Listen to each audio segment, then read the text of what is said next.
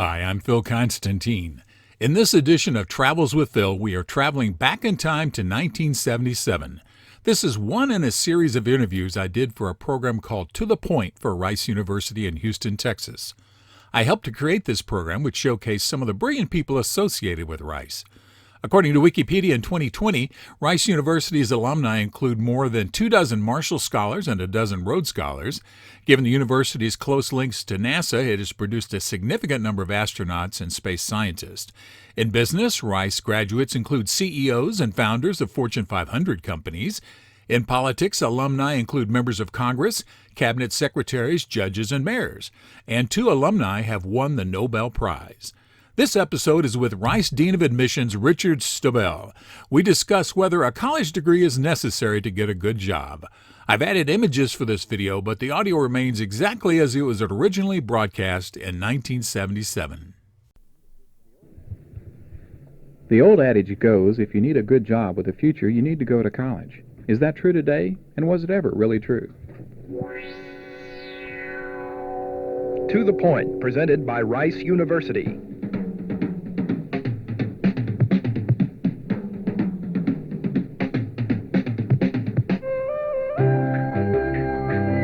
I'm Phil Konstantin, and we're talking with Richard Stabell, who is admissions officer at Rice University. And the thing that is coming up more and more nowadays is what good is a college education toward actually getting a job in today's economy? Mr. Stabell, how does that actually work out? Is it necessary now to get a good job in a future, with a good future, to go to college? I think the college education today provides one with an opportunity for many job opportunities. I don't think that in most cases it is training for specific jobs. Mm-hmm. Vocational training usually comes through other types of educational programs.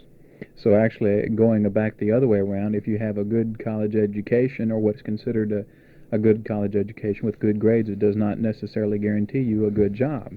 No, I think we'd be among the first to say that college education will not provide one with an automatic job. Mm-hmm. What exactly does college provide a student today that's coming in? Well, after that, how has this changed in the last, say, 10, 15, 20 years? I think 15, 20 years ago, the college education meant guaranteed employment. Mm-hmm. I think that this was a type of union card. I think today what we're doing is providing an education and giving the person an opportunity to expand his or her horizons and use that kind of an education for a variety of occupations or professional choices. So in a way, it's somewhat like an extended aptitude test where you get all your answers back at the time that you take the test. I suppose that may be a way of classifying it, yes. How has college changed, though, since then? I mean, there was the big move, particularly during the 50s, since there were a lot of veterans coming back through GI Bills to trying to get jobs in the economy. And now that has tapered off considerably. Nowadays, colleges have found themselves with less students coming in as an average throughout most of the systems. Is this changing the way colleges are teaching? Some colleges now, or universities, are offering more courses that are non-credit, but is this also affecting the academic courses? I don't think so. Not specifically at Rice, it isn't affecting us. What's happening, though, across the nation is that colleges and universities offer programs to meet the needs of the people at the time that something is important. If you remember a few years ago, the big trend around the country was towards oceanography and marine biology. Mm-hmm. So colleges and universities in the middle of the country, landlocked schools, began offering courses in marine biology and oceanography. It went from there to the social sciences, psychology, sociology, behavioral science areas. Now I don't know where the trend is going. I suspect, if anywhere, it's towards the more technical fields, the engineering areas, the science areas, as well as the fields such as accounting. How does a university plan in the long run for these kind of changes? Because I can remember very well, having worked at NASA myself during many space flights, that at a time there were not enough aerospace engineers, and then within 3 or 4 years later there were too many of them. And the same thing can be said nowadays, possibly about lawyers, that there are too many schools turning them out. So how does a university know, or how do you try and reasonably plan what kind of future programs you're going to do for the students to try and either predict what the coming request from the students themselves will be, or what the economy or the nation or the world, as it were, really needs? I suspect as a former student, and perhaps many of those listening over the radio will recognize that colleges and universities are very slow to react. And I think react may be the key word. I'm not so sure that much advanced planning goes into the suggestions for new programs. I think that perhaps what we do is see the enrollment building in a particular field and then develop additional courses, and very slow to hire new faculty because the trend may drop rather quickly, and we'd be saddled with additional expenses, additional personnel. When a new student comes to a university or college, or even junior college for that fact, sometimes they come with presupposed ideas about what a university is like if they haven't actually had a member of the family having gone to one before. What's the most common misunderstanding or myth about universities that is not really true? I think that what happens quite often is people categorize a university or a college in general terms. It is a party school, or it's a school that's too difficult or too expensive. And it's a little unfair to that institution, because regardless of the size of the institution or the reputation, there are always things within the university which are contrary to the general reputation. A school which is known as a school where no one studies is bound to have programs which are very good, but people just don't recognize it. Possibly like the in crowd kind of thing. Whoever the big people on campus are would somewhat give it the reflection of what the university might be like, but it may not necessarily hold for all the students. Well, it's also difficult to get good publicity on programs which are available in schools and things which are happening. It's always the negative aspects of a college or university that seem to carry the most weight with the media, and therefore that is often the thing about which the university is known. And then it takes a long time to change that. Right. How has relevance entered into the university curriculum, and also from the viewpoint of students coming in saying, you know, I want to have something that I can use now rather than doing a theory of such and such, studying courses that are theories of certain materials. I want something I can use. Has that changed things recently, or is that move that had been, say, in the 60s somewhat disappeared? A lot of colleges and universities around the country are beginning to offer what are called non-traditional educational programs. There are such things as colleges without walls, meaning that people can, through correspondence courses, through coming to campuses occasionally, can develop programs which would be of interest to them in a continuing education aspect. I think that this trend, the trend towards meeting the needs of the people, is becoming a quite important one among many schools around the country. Has this been more of an theory of academic, the feeling that if the people need it, we should provide it, or is it monetary, financial kind of situation, or is it a combination of both? It's a difficult question to answer. Now, you understand that state-supported, publicly supported institutions are designed to be all things to all people. And I feel that they have a genuine commitment and need to provide these kinds of programs. Right. That is, what you think you need will be provided. Now, on the side of the private colleges and universities, I'm not so sure that they feel the same way. I think that their philosophy may be somewhat different, and this is justified, I believe, because of the presence of publicly supported institutions. On the other hand, you will find among private colleges and universities schools which will react because of the need for additional finances, additional students, or whatever it is to meet the trend in that area. How has funding, particularly contributions to colleges, be they state or private institutions, is this going down? Is it going up? Is it holding its own with the rise in population? Or what is just a general consensus on that, if there is one?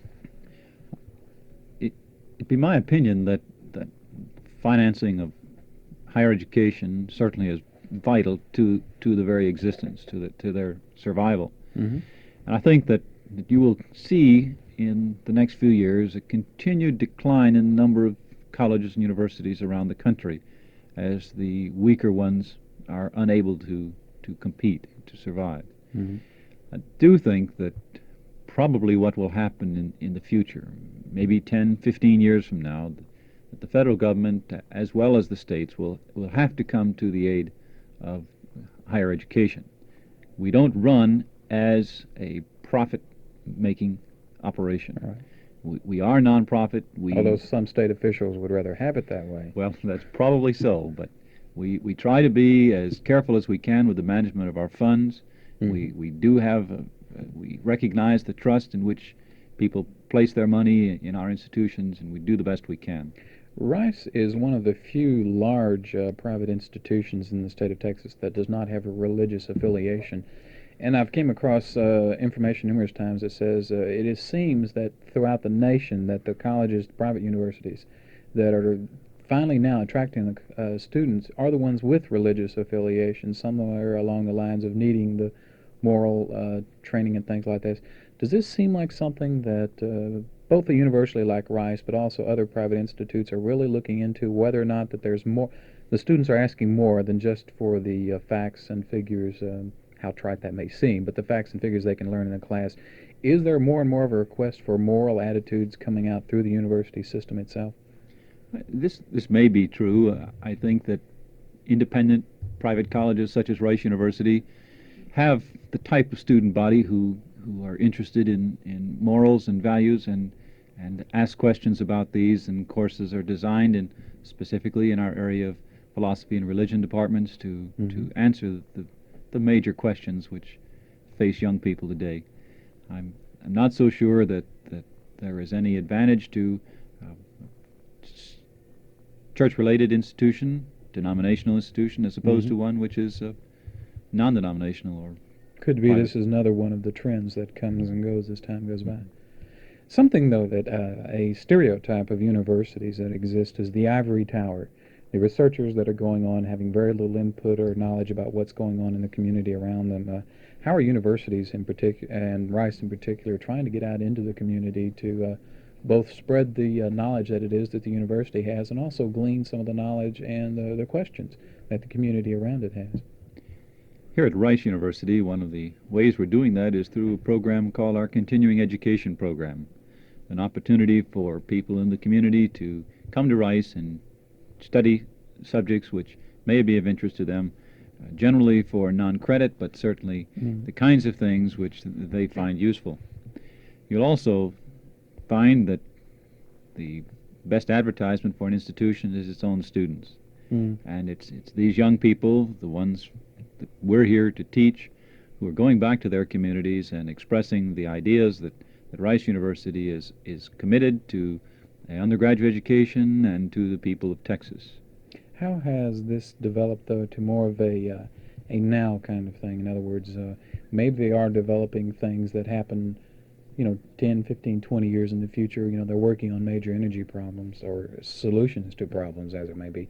But how is the university trying to relate to the community now? I mean, are there universities that are going out, sponsoring programs out in the community itself, or excuse me, guest lecturers that will appear at high schools or things like that? Is this happening in Texas, or? Oh, yes. Yes, I think it's happening not only in Texas, but in other states as well. There are such things as speakers' bureaus where both students and faculty welcome the opportunity to go out and speak, and I'm sure that this would be the case with the students and faculty of Rice University. You'll notice that many colleges and universities are addressing themselves to the current problems that we are facing, particularly in the area of environmental studies. But I think that the most important thing to keep in mind is that universities such as Rice are training young people, men and women, to do the kind of work that they will feel is making a contribution in the future. So what we're doing in this four-year program is providing them with the tools to do the work. And finally, there has been what has been occurred, a resurgence of some of the student activities in some colleges. This had been disappearing for quite a bit here during the early 70s, but for example, Kent State, they've had some problems there just recently, or some people would call them problems. Do you think that this kind of student activism will happen? The theory was that now the students are more involved in thinking about their future careers and things, and less worried about the quote-unquote petty problems of a university. Is this changing? Is this going to be more student activity, or does it appear just to be something that you can only predict as it happens? I'm sure this is the kind of question where if I say yes, there will be increased activism, I can be proven wrong, whereas I can take the opposite stand and find the same thing. I would say that students are interested in the world around them. They are participating, they're concerned, but I think that the trend will continue, students being primarily interested in their work, and then through the knowledge they gain in their educational process, go out and provide an impact on humanity. Is along the lines of the commercials that are now coming out asking for contributions, saying that it was college-trained minds that brought you so many wonderful things. A mind is a terrible thing to lose. Something very good quote. This has been Phil Konstantin. We've been talking with Richard Stabell, who is the admissions officer at Rice University. We hope you'd enjoy the program and hope you will tune in next week. To the Point is produced by the Rice University Information Office at the studios of Rice Radio, KTRU, in Houston. Thank you very much for watching this video. Please feel free to leave comments down below as long as the language is family friendly. And if you would like to subscribe to my channel, just click on the button over on the right-hand side. Thank you very much.